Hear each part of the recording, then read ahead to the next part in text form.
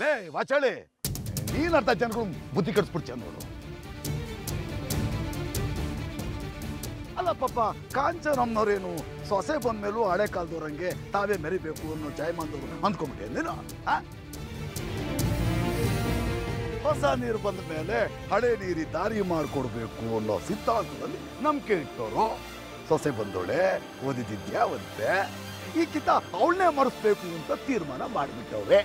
ಈ ಕಿತ ಸೊಸೆನೇನೆ ದೀಪ ಹಚ್ಬೇಕು, ಟೇಪ್ ಕತ್ತರಿಸ್ಬೇಕು ಅಲ್ವೇನ್ರಪ್ಪ? ಏನ್ರಪ್ಪ?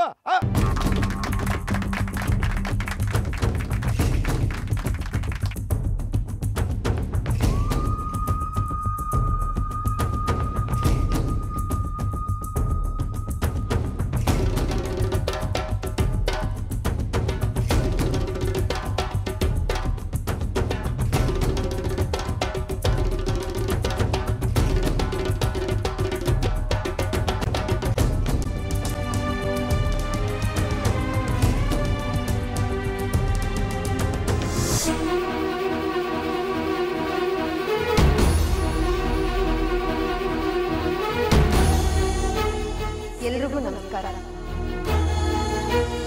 ನೀವೆಲ್ಲರೂ ನನ್ನ ಮೇಲೆ ಇಷ್ಟು ಪ್ರೀತಿ ತೋರಿಸಿರೋದನ್ನ ನೋಡಿ ನನಗೆ ತುಂಬಾ ಸಂತೋಷ ಆಗ್ತಿದೆ.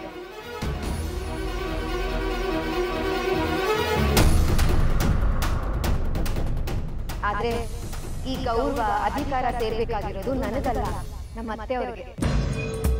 ನಾನು ಎಷ್ಟೇ ಓದಿದ್ರು, ಸ್ಥಿತಿಯಿಂದ ಬಂದಿದ್ರು, ಅವ್ರ ಸಾಧನೆ ಮುಂದೆ ನಾನು ಚಿಕ್ಕವಳೆ.